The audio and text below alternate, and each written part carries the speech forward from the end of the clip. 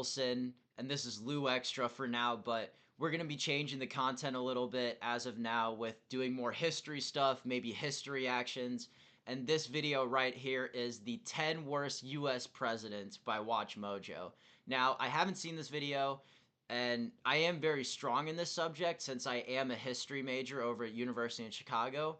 And I think I'm very strong in this subject, so I think I can clarify anything that needs to be clarified, and I'll try to give facts instead of sometimes we like to have bias, especially recency bias with a lot of these figures. So I'll try to just give you the facts and my own input, and if I don't know something, I'll just say I don't know, because I don't want to be one of these reactors that just says, oh, nice, cool, and, doesn't have anything to say about it. So Watch Mojo, I think, has done the research.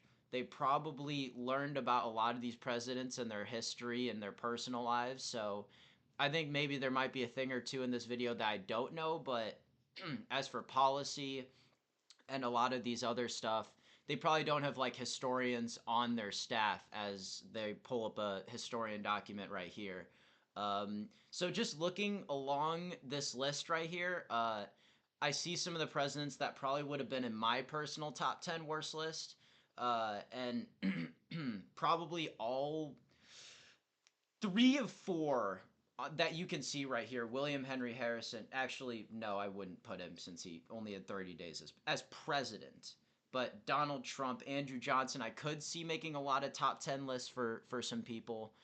To the right, James Buchanan, I would also put him on my list. They'll probably talk more about a lot of these presidents, but some others I'd put on the list unranked would be oh, Andrew Johnson's on the list. So I'll say Monroe was okay. You could say George W. Bush could be up there for the Iraq War. You could put Richard Nixon, even though he was a good president. He made a really bad decision. Speaking of which, I don't know when they define the list as worst, if they mean the worst presidents overall for character, or just specifically with the bad decisions that some of them have made over and over again. I don't know which category they're kind of going with, but I guess we'll find out more in this video. So I'm going to stop talking and just get to the video. So if you guys have any other videos you'd like me to make in the future related to history or anything, please let me know. And yeah, let's get into this. Trump ranked among the worst in history. Welcome to Watch Mojo. And today we're counting down our picks for the U.S. presidents who have been condemned by history and scholars for their lackluster leadership. Sorry, I have a cough also, so I might be coughing a little bit in this video. I'll try to keep that out of there, so just to let you guys know. He was one of America's worst presidents ever. Number 10, George W. Bush. I'll also try to pause this video less and less as time goes on, but 100% I called it. I wouldn't put him as like the worst. Yeah, like he's at 10, but I think people could debate if he was on the list or not. Like there's one half of the people who say, oh, during 9/11, he was able to calm the fears of the American people, which led to his re-election. And then there's some other people would say, no, his invasion of Iraq was just a bad foreign policy decision, and that would make him eligible for this list. I'm kind of in the middle. I don't know where I'd kind of go with that. And again, I'm not trying to put my own bias in here, but I think there's very interesting arguments you can make on both sides with George W. Bush. If PEPFAR, the program to combat HIV/AIDS, were the main component of George W. Bush's legacy, he would be beloved by historians. What an extraordinary legacy. We talk about the 25 million lives that have been saved. The program has saved millions of lives and curbed the spread of HIV in the developing world. Unfortunately, his 8 years in office left the United States with a heap of dark consequences. He allowed a 90s-era assault weapons ban to lapse, resulting in a 20-year spike in mass shootings. His administration also defended torture and violated civil liberties with the bipartisan Patriot Act. His presidency also ended with the worst economic collapse since the Great Depression. The USA Patriot Act allows for searches of medical and financial records, computer and telephone conversations, and even for the books you take out of the library. Ultimately, however, Bush will be remembered for war. He launched both the calamitous war in Iraq and the nearly 20-year war in Afghanistan.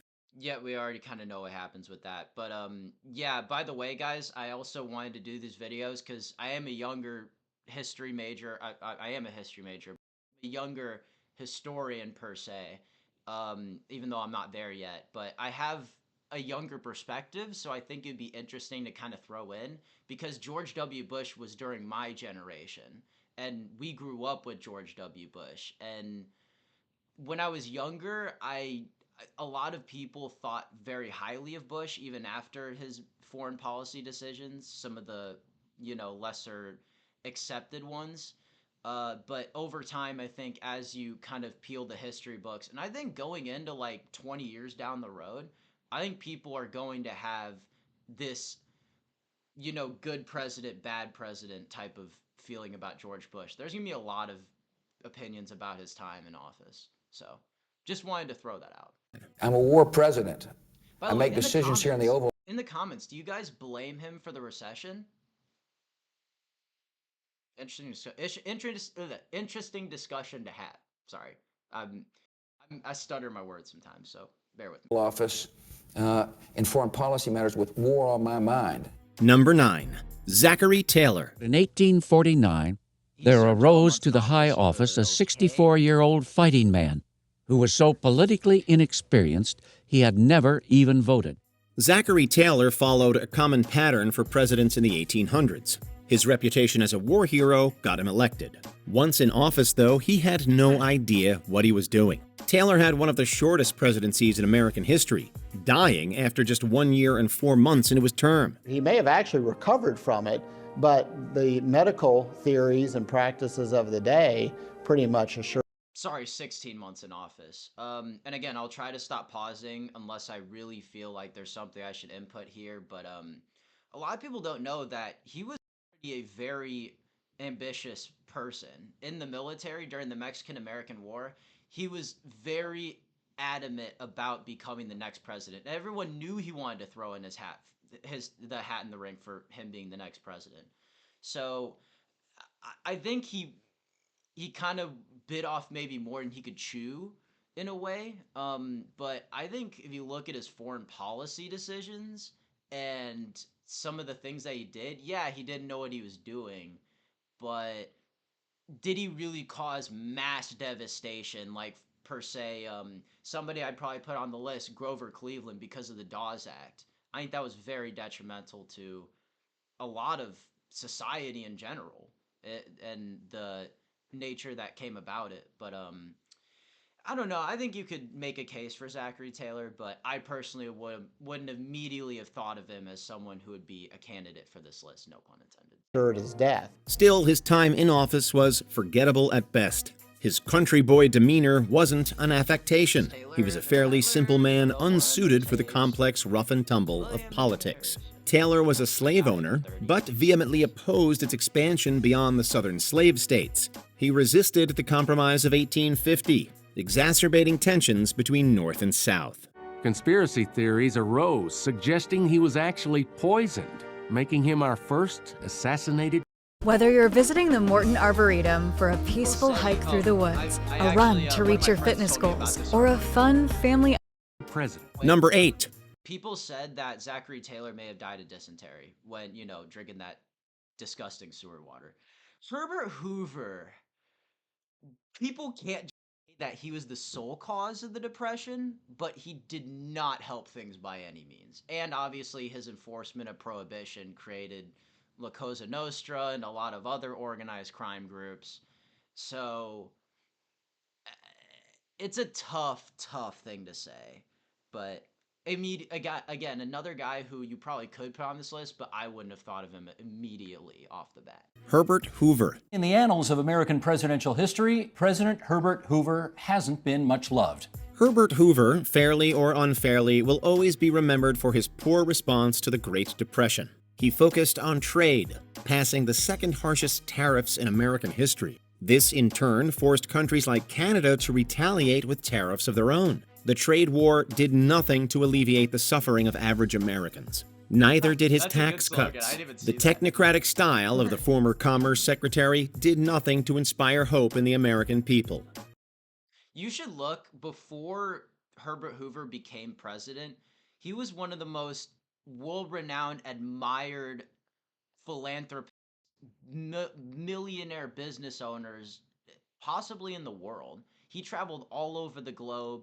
He did so many things with investment firms. He was a renaissance man in a sense, for business. But unfortunately, it's kind of interesting to see what happens when people have these high-level political positions coming from these, more humble backgrounds. Because some of them use that humble background to their advantage. Somebody like Abraham Lincoln, for example, and others like Herbert Hoover probably forgot where he came from. I'm not sure, but that's just my 2 cents into it. But the rest of his life, you should really look into. It's fascinating. Hoover was a notoriously bad communicator. When he became president, and the Depression then happens almost immediately on his watch, the crash, and then 25% unemployment and just, this appalling circumstances. An adamant conservative, Hoover refused to lean too heavily, if at all, on social welfare. His politics made him seem cruel to the American people, who happily ousted him for Franklin Roosevelt. Franklin Roosevelt was a genius of a politician, and he blamed the entire Depression on Herbert Hoover. Number 7. John Tyler. John Tyler took office when William Henry Harrison died only a month into his term. John Tyler was nicknamed His Accidency because he was the first vice president to be elevated to the office of president. He was the first ever vice president to be elevated to commander-in-chief. Despite being elected as a Whig, he utterly rejected his party's platform. The Whigs despised Tyler, calling him His Accidency. The entirety of Harrison's cabinet resigned in protest of Tyler's politics. As a landowning aristocrat from Virginia, Tyler was a states' rights champion and rabid supporter of slavery. Which is absolutely shocking that he was in the Whig Party. I mean, and this is all like politics, and you could probably get into maybe he's just a viable candidate, so the Whigs wanted him at first and kind of overlooked the states' rights and everything. But yeah, 2 very different philosophies. When he rejected the Whig plan for a central bank. But sorry, I'll try to keep this video under 30 minutes, even though I know it'll probably go over 30 minutes. Really quickly, yeah, again, another guy I wouldn't have thought of. I'm gonna stop. They ejected him from the party. When he vetoed a Whig tariff, they tried but failed to impeach him. No such thing. I had my own agenda and nothing was gonna stop me. Even my own party. After his presidency, Tyler became a Confederate representative. Number 6. Millard. Different people have different ideas. Just because, Andrew Jackson thought Martin Van Buren was going to be his puppet, and part of it was true, the Trail of Tears he continued, and a lot of other stuff. But I think they're, again, 2 very different people, so you can't just assume that the next person that takes office will be your puppet, because chances are it's happened in history. They're not. Fillmore. Where would you like to see Millard Fillmore ranked among presidents? He's now 7th or 8th from the bottom, and I hope my book puts him back where he belongs in the bottom 5. Millard Fillmore took office when Zachary Taylor died in office in 1850. One of his first acts as president was to support the Compromise of 1850. The Compromise was a package bill to foster a détente between slave and free states. Unfortunately, that peace was brought by allowing the spread of slavery in new territories. Worse, it included the Fugitive Slave Act, which forced the federal government and citizens of free states to capture and return escaped slaves. It punished people who harbored runaways, members of the Underground Railroad, with both civil penalties and criminal penalties, including up to 6 months imprisonment if they were caught and prosecuted successfully. Fillmore believed that the compromise would stave off conflict. While it may have delayed the Civil War, it only exacerbated tensions. He also completely sidestepped the moral question of allowing slavery to fester. During the Civil War, he basically supports the Confederacy by the end of the war. Number 5. interesting. Also, you forget to mention like his imperialism takeover of Japan, which I would have thought of. That's what I usually think of with Millard.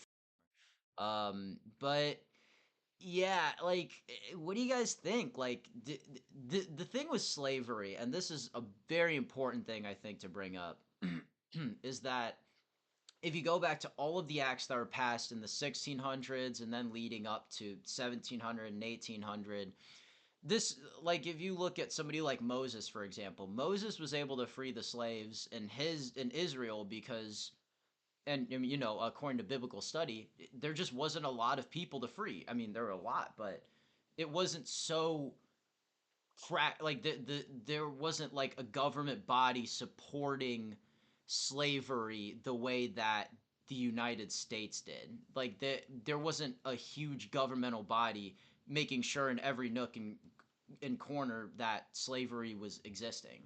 The United States institutionalized it and made it just part of daily life, and at least mostly in the South. And the North probably would have, but they were too economically dependent on manufacturing, which ended up working better for them in a way. But with Millard Fillmore and Zachary Taylor and John Tyler, you could throw all three of these guys in that camp of presidents who just, yeah, Millard Fillmore is known more as like, yeah, like they were saying, a can kicker, somebody who's just like, you know, this'll somebody else will figure this out. Like, this isn't my problem. The Civil War is not my problem. But I think that Millard Fillmore was just trapped. Like, there was so much support of slavery in the country, and it was so institutionalized in the government body that you wonder, like, especially with Abraham Lincoln, he was very careful in his opposition, and that's what made him a master politician.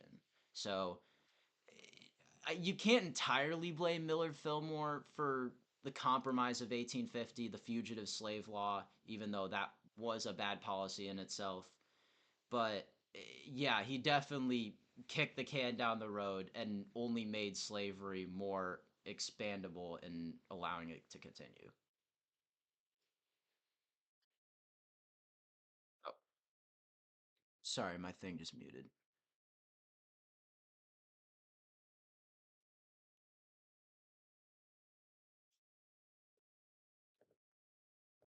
Really wasn't up. He basically. Sorry about that, guys. My video just muted for a second. I'll try to cut that out. But here, Warren G. Harding. Number 5. Warren G. Harding. And as president, he admitted to friends he really wasn't up to the job and didn't understand foreign affairs. Warren Harding is an odd entry on this list. He died in office as one of the most popular presidents ever. His former attorney general called him a modern Abraham Lincoln. But in the century since his presidency, a great deal of information has come out about him and his administration. Harding was a lazy president who spent much of his time golfing, gambling, and carousing. God, like, every president's done this, man. Like, why are we gonna, you know? Again, I'm like, Warren G. Harding wouldn't be someone I would put number one or like think automatically should be put on this list. Yes, he was not a good president, but yeah, would I say he was like one of the worst? I don't know. Infamous womanizer, historians have recently discovered a cache of lurid love letters to his mistress. The letters were written between 1910 and 1920 and shipped to his mistress in Ohio via railway mail service. Worst of all, his administration was horrifically corrupt. And then, oh yeah, he paid all of his friends. He didn't care about the American people. But what's interesting is like Warren G. Harding, even though the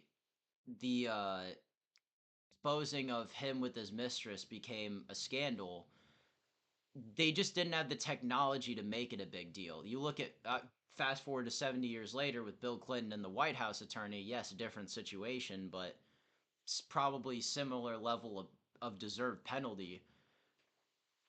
It's just, you know, it like they didn't have the technology to be able to make this a huge scandal, which, I mean, yeah, it was, but think about, instead of newspapers and books and you hear it maybe over the radio when that was starting to develop. You fast forward to Bill Clinton's time, there's TV, there's phones are starting to be invented, the internet's starting to be invented.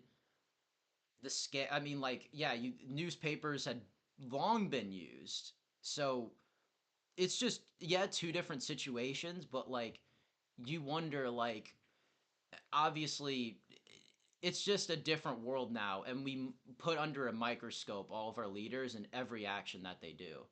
Like, going back to 100 years ago where that wasn't the case. So it's just interesting to think about. In the Teapot Dome scandal, members of his administration took bribes from oil companies in exchange for favorable leasing rights. Congress ordered President Harding to scrap the oil leases. The Supreme Court ruled the leases fraudulent and said Harding's transfer of authority from the Navy to Interior was illegal. Harding died of a stroke halfway through his term. While traveling. Number 4.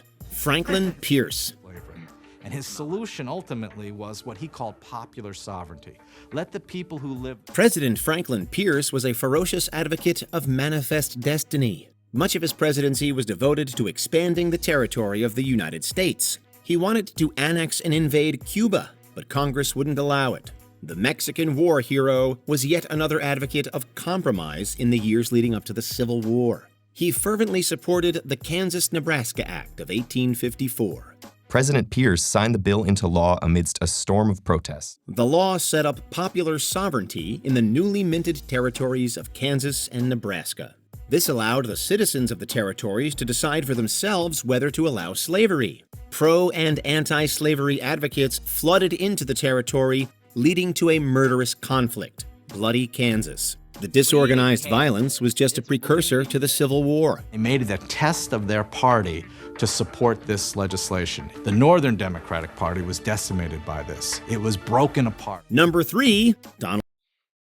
The only thing, let's get out of Donald Trump's face for a second. But yeah, just with Pierce really quick, the only thing I want to add is that you wonder, obviously, a lot of presidents, and I mean several presidents, not a lot of them, but several have delved into alcoholism, and that definitely impacted their presidency. But I think if you're going to put a poster boy for it, it's got to be Franklin Pierce.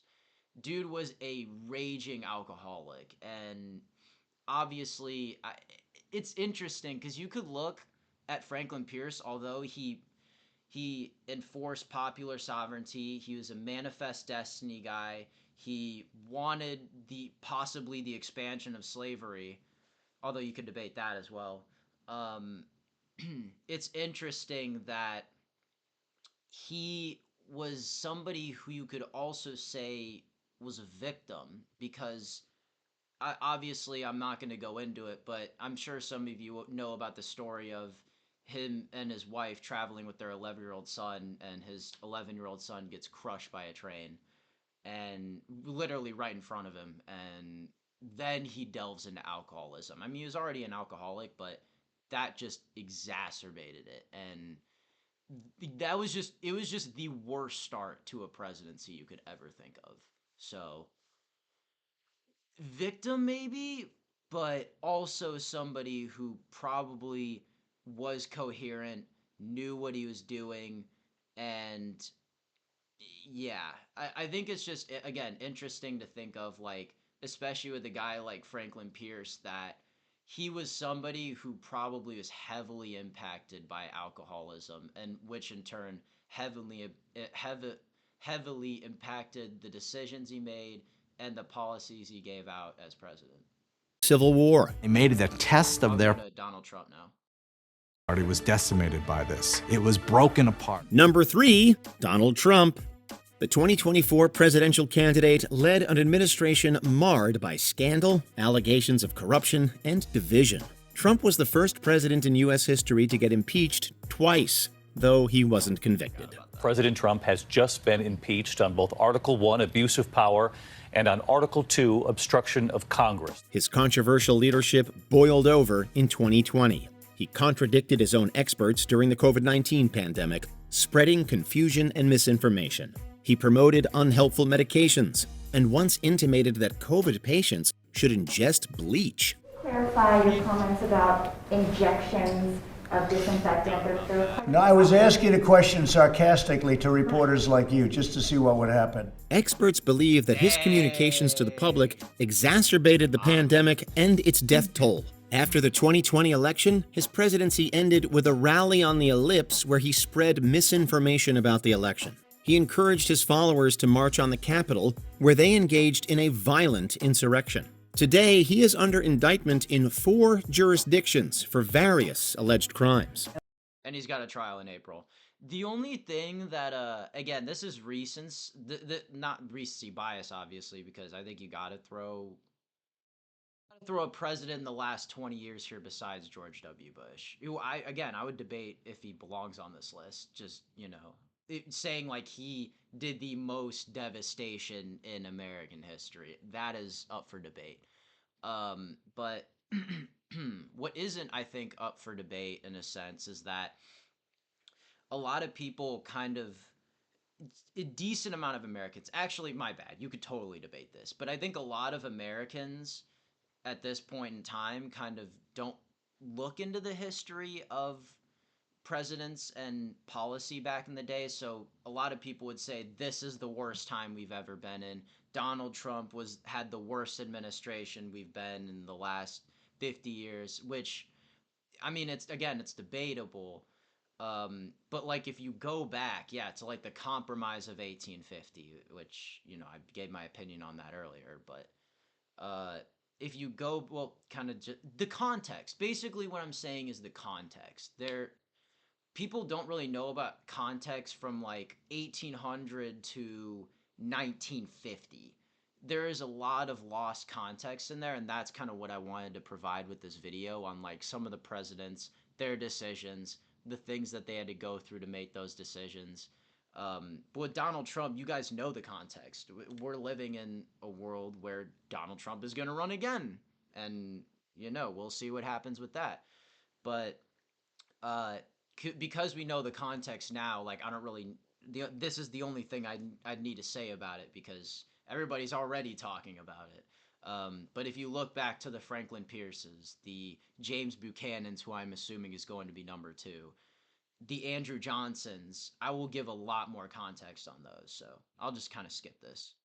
And I can tell you now officially that former President Donald J. Trump has been criminally indicted in the state of Georgia. Number 2, Andrew Johnson. The House had no choice, it felt, and voted overwhelmingly to impeach Andrew Johnson. Despite their one vote,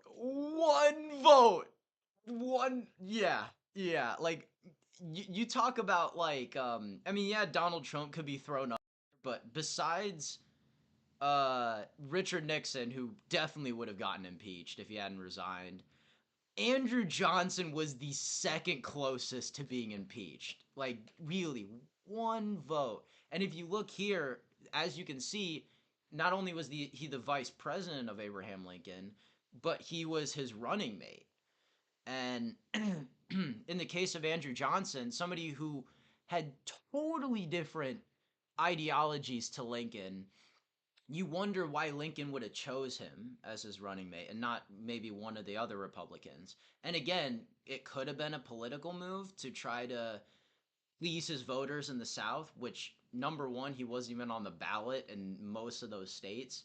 And number 2, it didn't work. It wouldn't have worked if that was his goal, because I think a lot of people, or some people would point this out, that as soon as the South seceded, pretty much by the time you get to Lincoln's first inauguration, 10 of them are already gone. Like 8 to 10 have seceded. So pretty much the whole South left at that point. And it started with South Carolina, and it was a domino effect because they supported states' rights. South Carolina wanted to be the first state to be their own country. Then I forgot, like, you guys can comment which order they go in, but like Tennessee, Texas, Alabama, Georgia, all of them start seceding and becoming their own countries. But then what's interesting is the contradiction to it, where you have Jefferson Davis, who became the first official president of the Confederacy. And it's ironic because if they supported states' rights, why do they have a national government? Well, because they realized, and Jefferson Davis realized, that you could not have a functioning set of countries in themselves talking and communicating each other about what they should do against the nation, the United States. It's kind of interesting in a way that they realized they had to put aside their differences and work together and kind of get rid of that states' rights thing, at least for the time being. Maybe to a degree where they would have a lot more states' rights in themselves and have the government take a big backseat in the South. But I think it's just interesting that they thought they could make this work as independent states, as like 10 countries basically, then realizing you go to Jefferson Davis's inauguration saying that, yeah, we kind of need a big system in place to keep everybody else in check. So again, context, and it's very interesting to see how this would all play out. Their wildly different politics, Abraham Lincoln chose the Southern Democrat as a running mate to help unite the country. After Lincoln's death, Johnson fought against the radical Republicans at almost every turn after the war. While they were able to pass Reconstruction amendments to the Constitution, their egalitarian agenda was stymied by Johnson. As a result, he became the first president in American history to be impeached. On May, you can't also leave out the fact that a lot of the radical Republicans were a lot of individuals who probably still were racist, who probably still, I mean, not all of them, you can't put everybody on a blank slate, but they were not super set on giving Black Americans voting rights, on giving them citizenship, on giving them basically all of the rights that a lot of Americans have today. They were very slow on progressing with that, even during the Civil War. But when you get to Andrew Johnson's administration, Andrew Johnson was such a radical opposer of reform for African Americans that it's almost like the radical Republicans felt that they had no choice but to defy Johnson and pass every single right that you could throw in the books. Because of Johnson being stubborn and thinking very backwardly to the point where he was preaching very heavily that states' rights should be a part of the country, that slavery should continue, except maybe you make a few bucks on the in your work week or whatever. But yeah, just basically wanting to take the country back to the Civil War and it pre-Civil War. And it reminded me a lot about what I watched a documentary on Reconstruction. One of the historians said it very beautifully. He was like, the country was so I'm trying to think of exactly what he said. But yeah, Andrew Johnson was imposing so many different policies that were used before the Civil War to expand slavery that like prominent politicians in the radical Republican department like Thaddeus Young and a load of other people basically said, if we let Johnson pass these policies, then there was 0 point to the whole Civil War. We're basically just going back to 1950 or 1859 all over again. May 16th, 1868, after 2 months of arguments and weeks of deliberation, the Oh, and it's very interesting, or I'll say this at the end of Andrew Johnson's thing, but another historian in the Reconstruction documentary I watched said another thing that was interesting about Johnson's presidency. Senate voted 35-19 to convict Johnson on the first charge. Thanks to his efforts, Reconstruction's efforts to build a more equal South failed. He did nothing to stop revanchist white Southerners from violence towards free Black citizens, curtailing their civil rights. Thanks to the Johnson administration, the South entered another century of oppression, violence, and Jim Crow. So basically, Johnson implements a plan of Reconstruction. This was the guy that was in the documentary I was watching. Which puts control of the southern states back into the hands of the white population. Before we unveil our top pick, here are a few dishonorable mentions. William Henry Harrison. A more than 8,000-word inaugural speech led to a fatal case of pneumonia and the shortest presidency. Everyone talks about, oh, he didn't wear his coat. Oh, he gave a 2-hour-long inaugural speech. Maybe that could have led to pneumonia, like a little case of pneumonia, but I think a lot of, I'm not exactly sure, but I think there isn't conclusive, but there is definitely scientific proof that Harrison died of dysentery, just like Zachary Taylor did. Harrison's time in office may have been a trifling 31 days, but his road to the White House is legendary. Benjamin Harrison. His high tariffs and higher spending led to the economic panic of 1893. Unfortunately, I'm fighting every single day against crooked prosecutors and judges that hate our country. for Benji, I love politics, but I did not expect to get that ad. You know, it's interesting. It's interesting. But for Benjamin Harrison, did he cause the Panic of 1893? You guys will have to let me know in the comments. But I think the only thing I really remember him for is being the guy who married his cousin, and then his kids never talked to him again. all that mucking around helped tank the economy. Chester A. Arthur. Arthur was never really elected president and enacted the Chinese Exclusion Act. Number 1. James Buchanan. But it's in the proverbial toilet where historians rank our 15th president. James Buchanan bears the ignominious honor of being the president who allowed America to devolve into civil war. A Northern Democrat, Buchanan believed slavery was an unspeakable evil. Despite his personal beliefs, however, he refused to oppose the growth of slavery in new territories. Even before he became president, he backed every compromise. Buchanan, like, was he actually somebody, and again, you guys can let me know in the comments, was he actually somebody that was so against slavery that maybe if the way things weren't the way they were, if he had more authority, maybe he would have ended the Civil War, or possibly gave African Americans their rights back? Possibly. It's hard to say, but yes, obviously Buchanan did nothing to stop the Civil War. That was his big policy, obviously. But overall, what's interesting about Buchanan is I think it's not the fact that he's had like a million bad policies in a row. It's the fact that he was just one of the weakest leaders, I think, in American history. Like you go to not before his presidency, but right after with Lincoln. Lincoln had very little respect in Washington for just being, that choppy beard guy that looks like he'd be better off like cutting trees or something. But he was and kind of like your fellow granddad. But Lincoln earned the respect of his cabinet.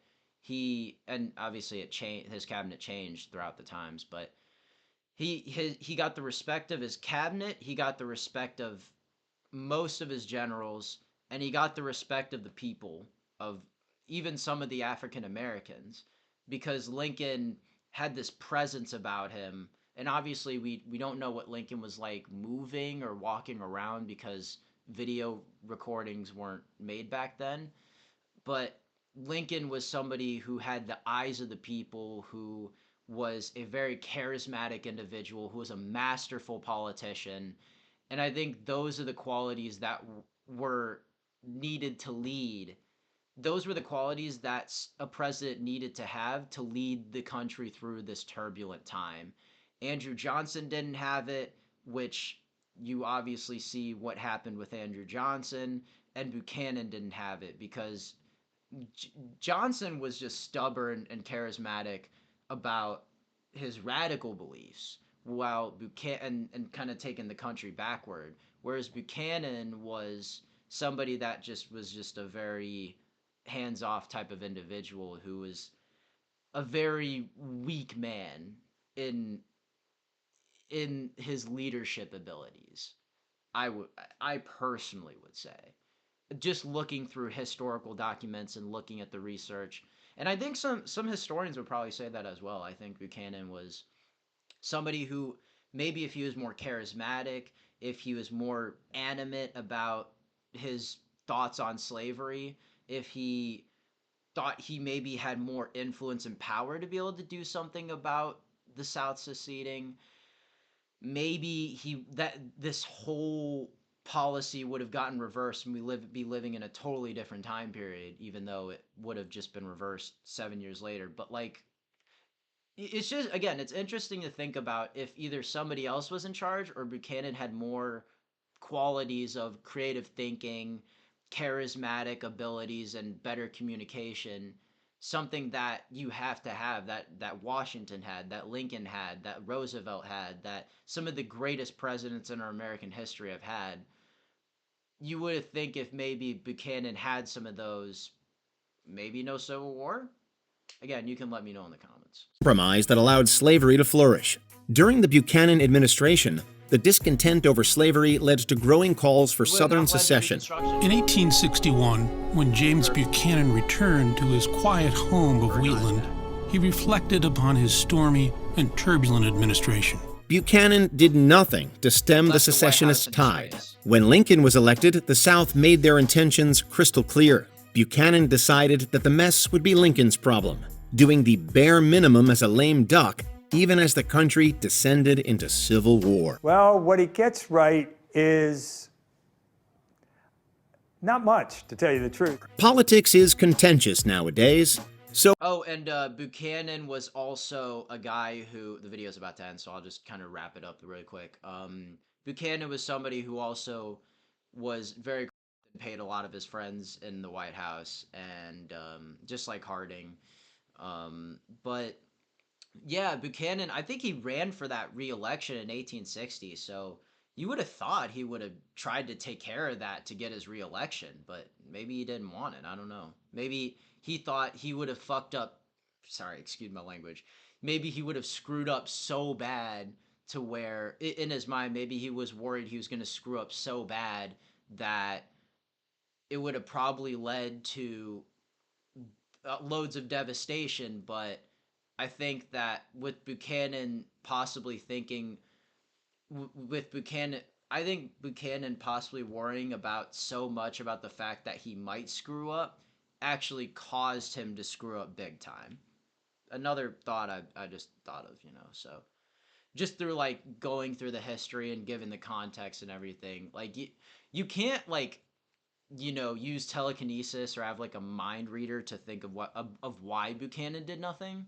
But I think some of the qualities that I mentioned about just being a more charismatic leader, being a more prominent presence in the White House, possibly would have changed things, and making his stance clear on how he felt about slavery and doing something about it.